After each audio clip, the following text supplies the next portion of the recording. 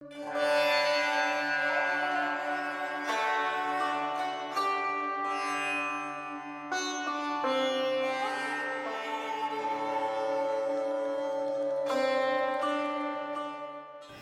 morning, everyone. Continuing our series, drawn from Merging with Śiva lessons, Chapter 25, The Conscious Mind.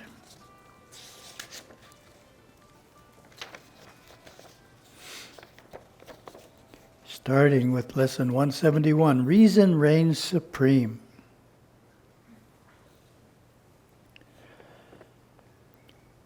It really hardens a person to live in the conscious mind all the time, because he has to build an ego shell around himself for protection, and that makes him insensitive and rough. One of the biggest protective influences of the conscious mind is anger. Anger makes a person cunning in his thinking, and of course the predominant underlying quality of anger is fear. He is always afraid of something. It is generally something that may happen or is going to happen. He is always in conflict with someone. These are the motivating forces of the conscious mind, anger and fear. Most people live in the conscious mind unconsciously. The conscious mind is the area of the mind where memory and time are gods, and reason is the supreme ruler. If it is not reasonable, it is not acceptable, declares the conscious mind. And if we can't measure it, it does not exist.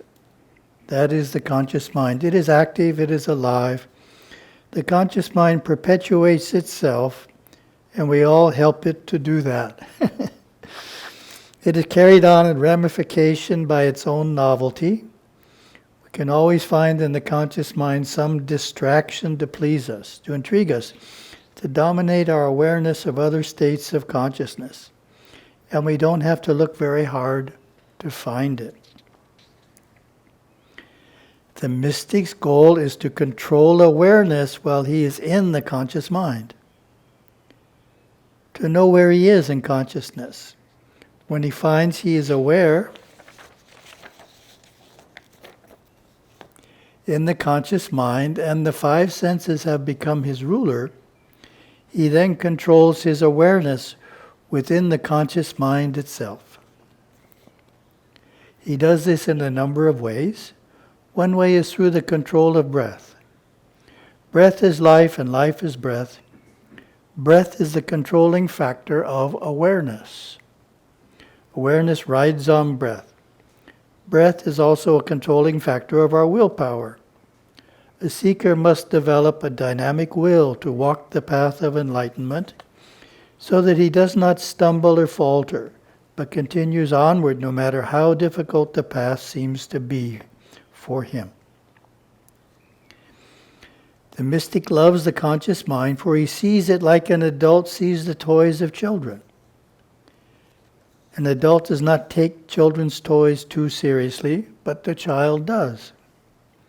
Meditate on that comparison. Meditate also upon the conscious mind while you are aware in it. Write down on a piece of paper the various areas of daily experience over a period of 3 days to which you are most attached. Then meditate on those time periods until you are able to see the chemistry that makes the conscious mind appear to be what it is. When you live 2/3 within yourself, even physical things begin to look transparent to you. My commentary. Taking time out from the conscious mind is important.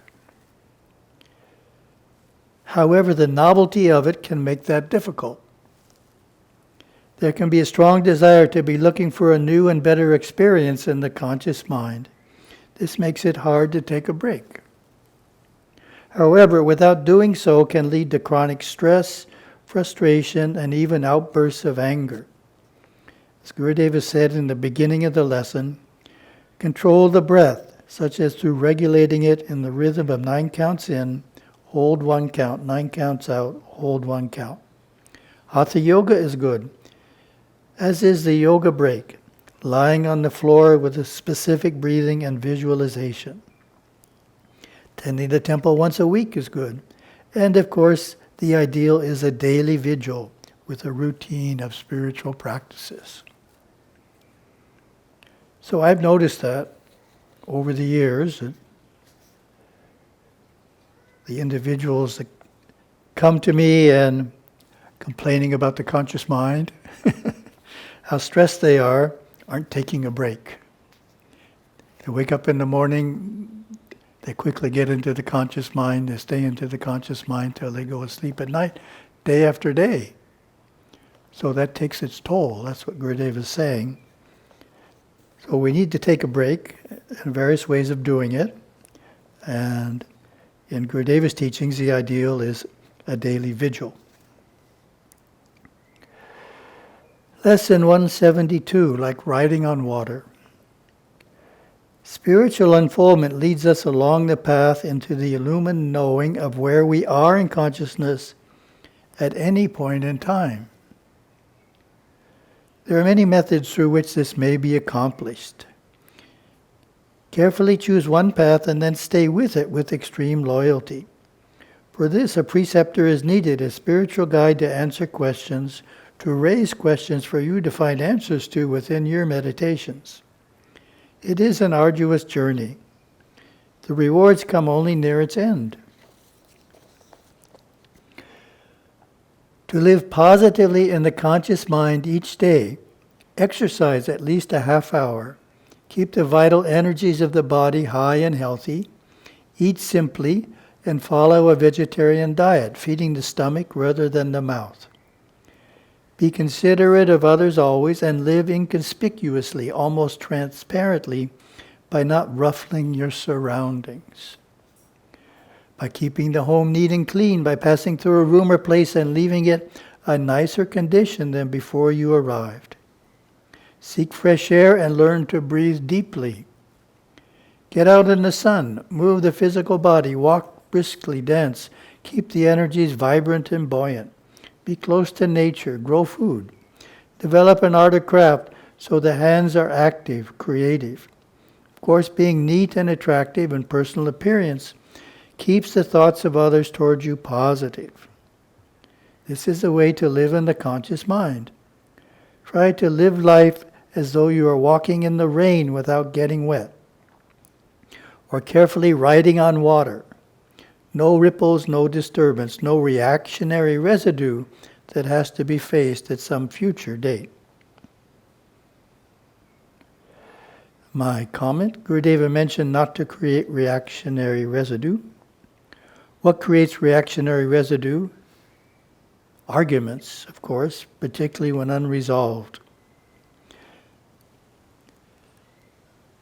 Lesser events, such as words that hurt others' feelings, also create residue. Residue is obviously felt, it upsets us. So after an event, if we're slightly upset or seriously upset, we know it created residue. It's no mystery when we do so. Back to the text. When we live unconsciously in the conscious mind, we most often look at the physical body as who we are. We say, I am hungry, I am happy, I am not feeling well, I want to go to America, or I have just come to Bangalore. Instead of I am not feeling well, we mean our physical body is not feeling well. Instead of I want to go to America, we mean we want to take our physical body to America. Our language is a conscious mind language. The perspective of our language is constructed to make the conscious mind the real thing. The entire reality of the world. From little children, we have been taught that the conscious mind is real and that anything other than this real solid conscious mind is to be doubted. My comments. A good exercise in reprogramming our concept of what we are is to say to oneself, instead of I am hungry, my body is hungry. Instead of I am a bit sad, to say, my emotions are a bit sad. Once we are established in this new perspective, it can be taken a step deeper. Yogaswami would often remind his devotees, you are not your body, you are not your mind, you are not your emotions, you are the Atman. That only is. Be that and be a witness. Back to the text. The mystic walks in the opposite direction. He goes against the crowd. He learns to swim upstream. It is a little more difficult for him, but also worth it. The seeker has to learn that the conscious mind is only a vast dream created by many, many people who are dreaming openly. They are dreaming and every mystic knows it.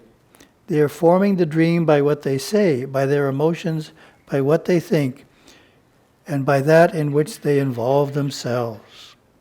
The mystic knows there is no enduring reality to the vast dream made up by people themselves, by their desires, their relationships, their cravings, and their insecurities. Commentary. To continue our Yogaswami story, to help devotees live such a detached life, he urged them to be like the tamarind fruit. As this fruit matures, it dries and shrinks, loosening itself from the hard pod in which it grows. When ripe, it is completely detached from the pod, touching it only at the point where the pod joins the tree. In other words, as we mature in life, we should become more detached from the conscious mind.